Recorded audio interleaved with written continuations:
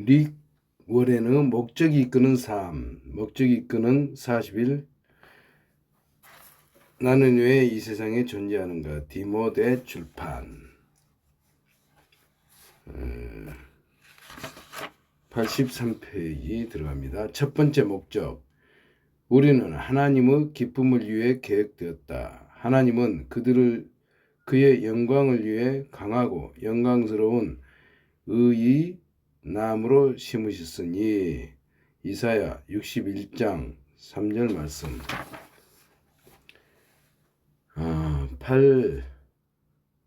8일차 하나님 기쁨을 위해 계획되었다. 우리 주 하나님이여 영광과 존귀와 능력 받으시는 것이 합당하오니 주께서 만물을 지으신지라. 만물이 주의 뜻대로 있었고 또 지으심을 받았나이다.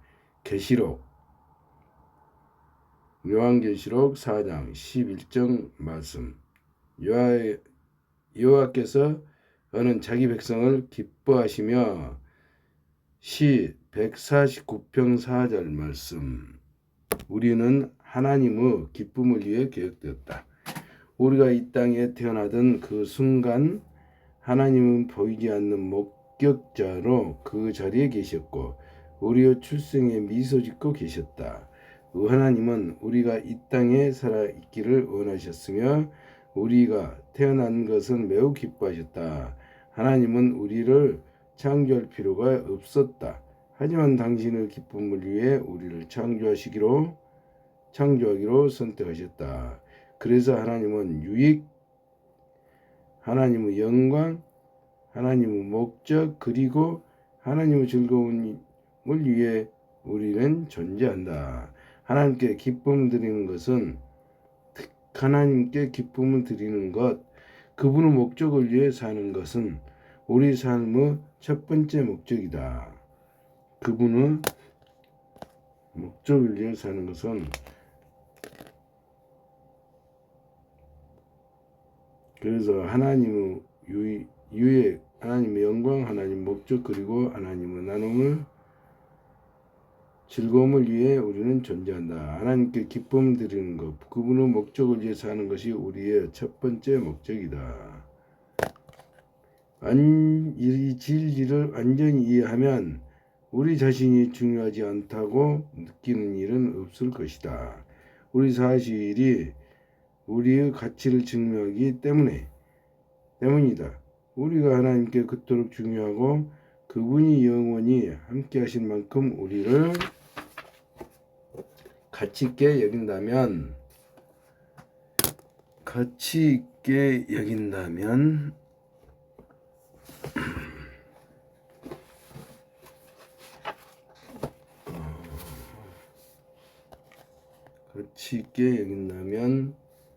여기신다면 우리가 이보다 더 소중한 것을 가질 수 있을까? 우리는 하나님의 자녀이고 우리는 어떠한 피조물보다도 하나님께 많은 기쁨을 드린다. 성경은 이렇게 말한다. 그 기쁘신 뜻대로 우리를 예정하사 예수 그리스도로 말미암아 자기 아들들이 되게 하셨으니 에베소서 1장 5절 말씀. 하나님이 우리에게 주신 선물 가운데 가장 좋은 기쁨을 누릴 수 있는 능력이다. 그분은 우리 기쁨을 경험할 수 있도록 우리에게 오감과 감정을 주셨다. 우리가 기쁨을 누리고 즐거워할 수 있는 이유는 우리가 하나님의 형상을 따라 만들어졌기 때문이다. 우리는 자주 하나님께 감정이 있다는 사실을 잊는다. 그분은 모든 것을 매우 깊게 느끼신 분이시다. 성경은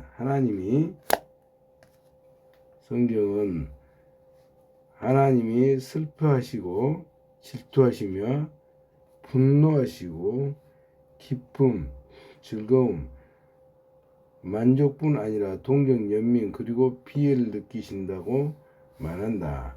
하나님은 사랑하시고 즐거워하시며 기뻐하시고 하나님은 사랑하시고 즐거워하시고 기뻐하시고 좋아하시면 심지어 웃기도 하신다. 창세기 6장 6절, 출애굽기 20장 5절, 신명기 32장 36절, 사사기 2장 20절, 역대상 16장 27절, 열왕기상 10장 9장, 시 2편 4절, 시 5편 5절, 시 18절, 18편 19절, 시 35편 27절, 시 37절 23절, 시 103편 13절, 시 104편 31절.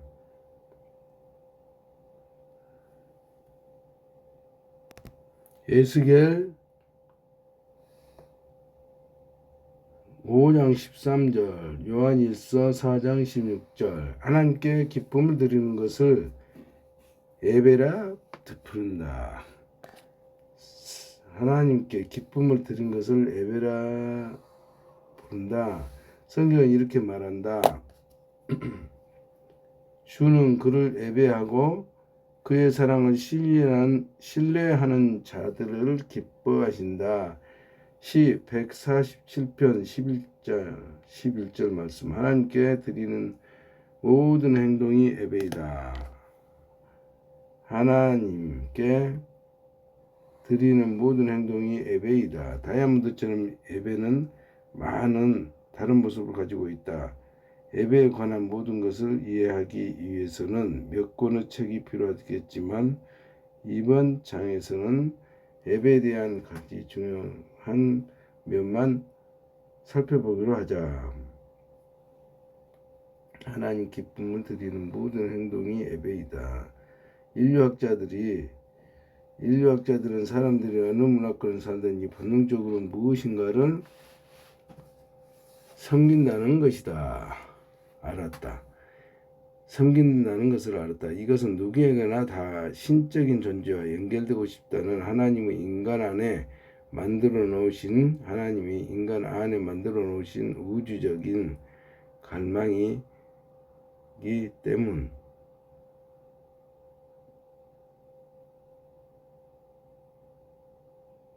때문이다. 예배는 먹는 것 또는 숨쉬는 것과 마찬가지로 자연스러운 것이다. 하나님을 예배하지 못하면 우리는 항상 하나님 외의 대체물을 찾게 되고 대체물이 심지어 우리 자신이기도 하다. 하나님이 우리에게 이러한 욕구를 주신 것은 그분이 예배하는 자를 원하기 때문이다. 예수님은 말씀하셨다. 아버지께서는 이렇게 자기에게 예배하는 자들을 찾으시느니라. 요한복음 4장 23절 말씀. 종교적 배경에 따라서 우리가 가지고 있는 예배에 대한 이해를 넓힐 필요가 있다. 어떤 사람은 찬양, 기도, 그리고 설교가 있는 교회의 예배 시간을 생각할 수도 있고, 또한 어떤 사람은 의식, 촛불, 그리고 성찬식을 선호할지도 모른다. 또한 치유, 기적, 그리고 황홀한 경험들을 생각할 수도 있다. 예배는 모든 요소를 포함할 수 있지만 이런 표현들보다는 훨씬 많은 것을 담고 있다. 예배는 삶의 방식 그 자체이다. 예배는 음악 이상한 것이다. 많은 사람들이 예배를 음악과 동요로 생각해서 우리 교회에서는 예배를 먼저 드리고 그 후에 가르침,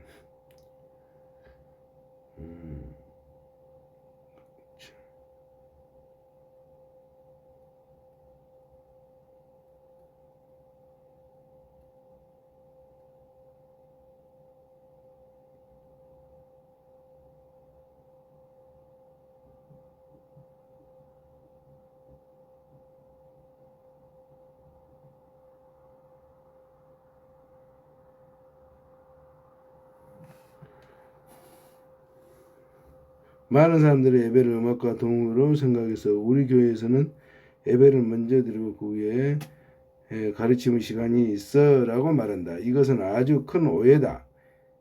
예배 시간에 행해지는 모든 부분의 예배의 모습이다. 기도, 성경, 봉독, 찬양, 고백, 침묵, 잠잠히 있는 것, 말씀 듣는 것, 필기하는 것, 헌금, 세례 침례, 성찬식, 헌신 카드 작성, 그리고 심지어 다른 사람들에게 인사하는 것까지도 사실 예배는 음악보다 먼저 생겼다. 아담은 에덴 동산에서 예배를 드렸지만 창세기 4장 21절에 유발의 출생 전까지 음악은 언급되지 않는다. 만일 새 예배가 음악뿐이었다면 음악성이 없는 사람들은 어떻게 예배를 드릴 수 있을까? 예배는 음악 이상한 것이다. 86페이지였습니다.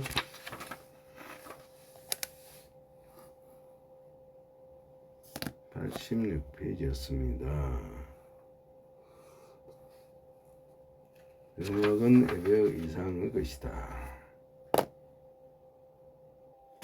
이보다 더 심각한 경우에는 예배라는 단어가 특정 음악 스타일을 뜻하는 말로 오용되기도 한다.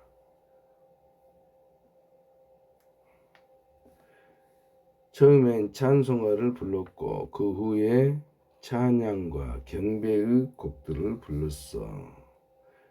혹은 나는 빠른 찬양곡도 좋아하지만 느린 경배곡이 더 제일 좋아 라고 말한다. 이것은 빠르거나 시끄럽거나 금관악기를 사용하는 것은 찬양이라고 하고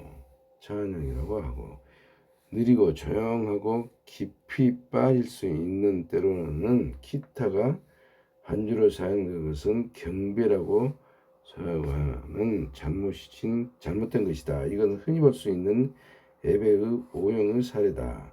예배는 스타일, 음량 혹은 곡의 속도와 전혀 무관하다.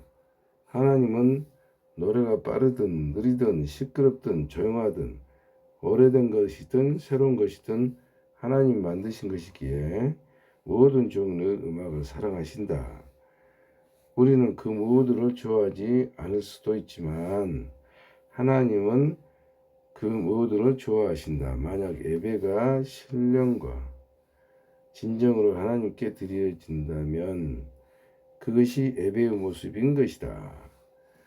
솔직히 말해 우리가 가장 좋아하는 음악 스타일은 하나님에 대해서보다는 우리의 배경과 인격에 대해 더 잘 알려준다. 한 민족의 음악이 다른 민족에게 소음으로 들릴 수 있다. 하지만 하나님은 다양성을 좋아하시고 그 모든 것을 즐기신다. 크리스천 음악이라는 것은 없다. 단지 기독교 되기 가사가 있을 뿐이다. 노래를 성스럽게 만드는 것은 음이 아니라 가사다. 영적인 음이라는 것은 존재하지 않는다. 내가 가사 없이 어떤 노래를 당신에게 연주해 준다면 당신은 크리스찬 음악인지 아닌지 구별할 방법이 없다. 예배는 우리의 유익한 것이다. 예배는 우리의 유익을 위한 것이 아니다. 목사로서 나는 오늘 예배 아주 좋았습니다. 아주 많은 것을 얻었습니다. 라고 쓰여 있는 쪽지를 받곤 한다. 이것이 예배에 대한 또 하나의 잘못된 개념이다. 예배는 우리의 유익을 위한 것이 아니다. 우리 하나님의 유익을 위해 예배한다. 우리가 예배를 드릴 때 우리의 목적은 우리의 자신이 하나님께 드리는 것이다. 만일 오늘 예배에서는 아무것도 얻지 못했어 라고 말한 적이 있다면 그것은 잘못된 이유로 예배를 드린 것이다. 예배는 우리를 위한 것이 아니다. 하나님을 위한 것이다.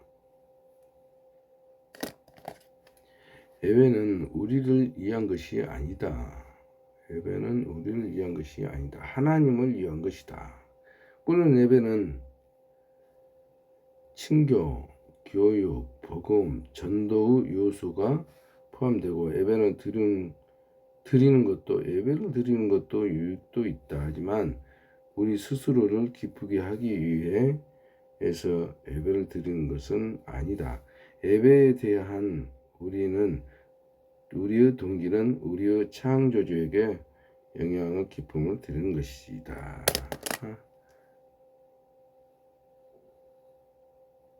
예배에 대한 우리의 동기는 우리의 창조주에게 영광과 기쁨을 드리는 것이다. 이사야 2장에서는 하나님은 예배에 온 마음을 쏟지 않고 이선적으로 예배 드리는 것에 대해 불쾌함을 표현하셨다. 왜냐하면 그 당시 사람들이 하나님께 메마른 기도, 그 당시 사람들이 하나님에게 메마른 기도, 마음에서 나오지 않는 찬양, 아무 의미 없는 설교, 그리고 의미조차 생각해보지 않는 사람이 만든 의식을 가지고 하나님께 제사를 드리고 있었기 때문이다. 하나님은 예배의 전통이 아닌 열정, 하나님은 예배의 전통이 아닌 열정과 헌신으로 감동을 받으신다. 성경이 이렇게 말한다.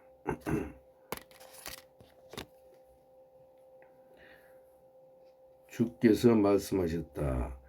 이 백성 그 입으로 나를 존경한다고 말하지만 그 마음은 내게서 멀리 떨어져 있다. 그들이 나를 경배한다고 하지만 그것은 사람들이 해오던 대로 형식적으로 하는 것일 뿐이다. 이사야서 29장 13절. 예배는 삶의 일부가 아니고 삶 그 자체다. 교회에서 드리는 예배만 예배가 아니다. 성경은 계속해서 예배하라. 시 105편 4절. 해 뜰 때부터 해 질 때까지 찬양하라. 시 113편 1133. 시 113편 3절 말하고 있다. 또한 성경에는 많은 사람들이 직장에서 성경에는 많은 사람들이 직장에서, 집에서, 전쟁터에서, 감옥에서, 그리고 심지어 침대에서 하나님을 찬양한 사실을 기록이 되어 있다. 목적이 이끄는 삶, 하나님의 기쁨을 위해 계획되었다. 87페이지였습니다. 그러므로 찬양은 아침에 눈을 떴을 때 처음 하는 행동이어야 하고 밤에는 잠을 잘 때 하는 마지막 행동이어야 한다.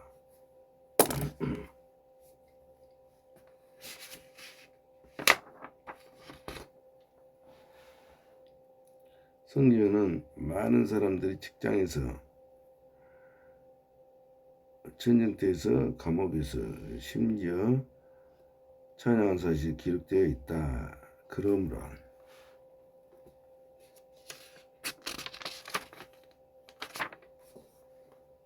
그러므로 찬양은 아침에 눈을 떴을 때 처음 하는 행동이어야 하고 밤에 눈 감을 때 하는 마지막 행동이어야 한다. 시 5편 3절. 이에 대해 다윗은 말한다. 내가 여호와를 항상 송축하며 그를 송축함이 내일 계속하리로다. 시 3편 4절. 우리가 어떤 활동을 하고 있든지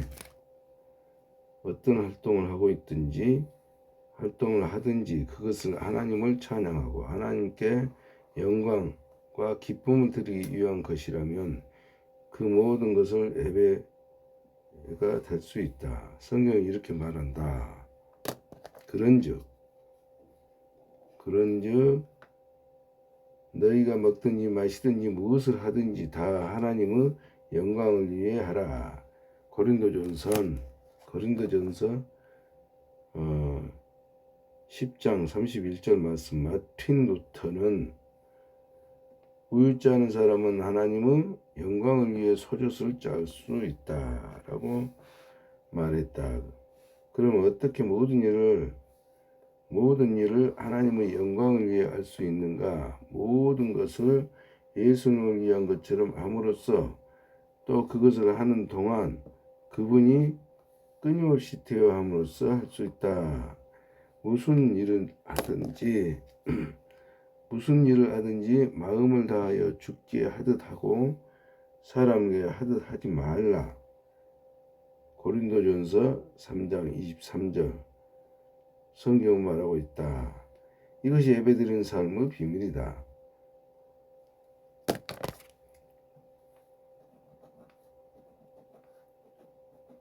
이것이 예배드리는 삶의 비밀이다. 모든 것을 주님께 하듯 하라.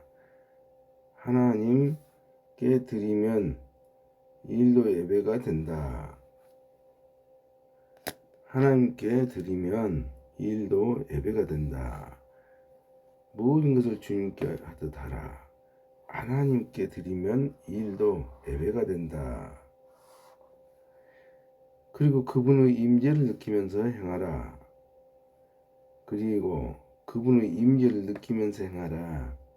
영어 성경 메시지에서 이렇게 표현했다.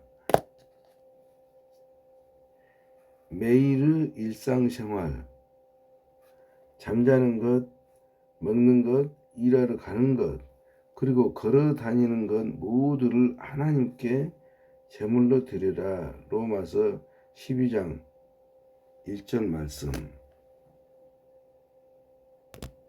내가 처음 아내와 사랑에 빠질 때 나는 끊임없이 그녀에 대해 생각했다. 아침 식사를 할 때, 학교에 갈 때, 수업 중에, 슈퍼마켓에 줄 서 있을 때, 차에 기름을 넣을 때에도 나는 그녀에 대해 생각하는 것을 멈출 수 없었다. 나는 이 땅 그녀에 관해 혼잣말을 하기도 했고 내가 그녀를 좋아하는 부분들에 대해서 생각을 하기도 했다. 이와 같은 것들이 우리가 몇백 킬로미터 떨어져 다른 학교에 다니고 있음에도 불구하고 서로를 가깝게 느낄 수 있는 방법이었다. 끊임없이 그녀에 대해 생각하면서 나는 그녀의 사랑 안에 머무르고 있었다. 예수님과 사랑에 빠지는 것, 이것이 진정한 예배다. 예수님과 사랑에 빠진 것, 이것이 바로 진정한 예배다. 8일차 내 삶의 목적에 대하여 생각할 적, 나는 하나님의 기쁨을 위해 계획되었다. 이런 말씀. 여호와께서 자기 백성을 기뻐하시며 시 149편 4절 말씀. 삶으로 떠난 질문. 마치 내가 예수님을 위해 하듯이 할 수 있는 일은 무엇이 있는가?